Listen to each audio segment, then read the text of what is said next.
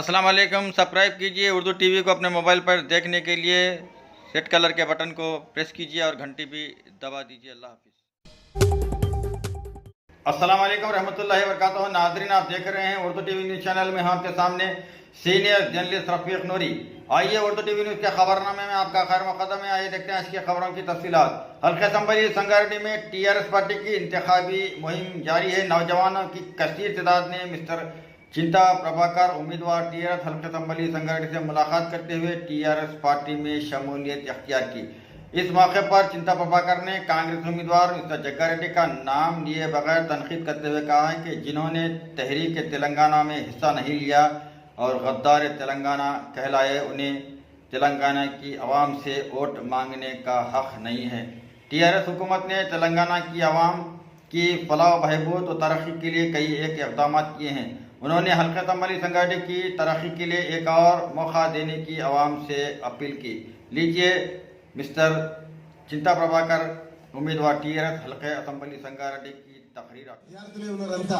ఒక దేశ ద్రోహం కేసులో వెళ్ళిన జైలుకి, ఒక తెలంగాణ ద్రోహిగా మిగిలిన ఈ నియోజకవర్గంలో ఏ పూట కామాట మాట్లాడేటటువంటి నువ్వు తెలంగాణ రాకుండా చేస్తా, తెలంగాణకి నేను సర్వశక్తులు కొట్టి రాకుండా చేసిన, సోనియా గాంధీకి లేఖ రాసిన, సోనియా గాంధీ ఎట్టి పరిస్థితుల్లో ఇవ్వదు, ఇస్తే సన్యాసం పుచ్చుకుంటాను.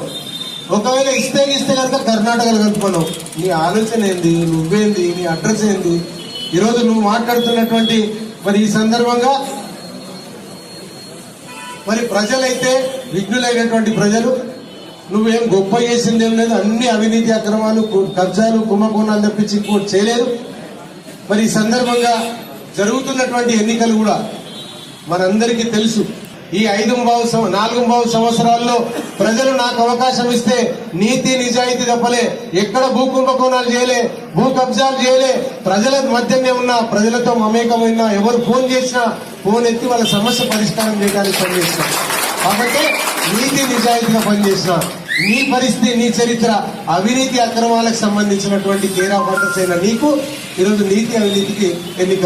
మరి అదే కాకుండా తెలంగాణ ద్రోహిగా నువ్వు మిగిలిపోయినటువంటి మాట ఈరోజు ప్రజలందరిలో ఉంది.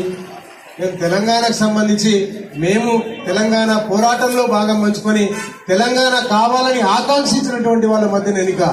ఈరోజు ప్రజలకు తెలియదా? విఘ్నులైనటువంటి ప్రజలకు అన్ని విషయాలు తెలుసు. మరి అదే కాకుండా మరి తెలంగాణకు సంబంధించినటువంటి విషయంలో మరి తెలంగాణను అడ్డుకోవడానికి సంబంధించినటువంటి టీడీపీ కానీ, మరి అదే రకంగా ఈరోజు కోదండరాం కూడా కాంగ్రెస్ కు సంబంధించి మహాకూటమిలో భాగం. మరి తెలంగాణ ఉద్యమంలో ఒక జేఏసీ చైర్మన్ గా ఉన్నప్పుడు తెలంగాణకు వ్యతిరేకిస్తున్నారు, తెలంగాణకు ద్రోహులుగా ఉన్నారని చెప్పనని వెలేసినటువంటి తెలంగాణ ద్రోహి పార్టీకి సంబంధించిన తెలుగుదేశం పార్టీకి ఈరోజు నువ్వు పొత్తు. మరి ఎక్కడికి వెళ్తున్నారు? ఇది అనైతిక పొద్దా, లేకపోతే ఈ మహాకూటమి మీ పాలిట గూటమైతుందా? ఒకసారి మీరు ఆలోచన చేసుకోవాల్సినటువంటి అవసరం ఉంది. ఈరోజు మీ మేనిఫెస్టో వస్తే ప్రజలు నమ్మరు కాక నమ్మరు. ఈరోజు ఈ మేనిఫెస్టో కాంగ్రెస్ ఢిల్లీ నుంచి ఈ మేనిఫెస్టో చలామణవుతుందా? అమరావతి చంద్రబాబు నాయుడుతో చలామణవుతుందా?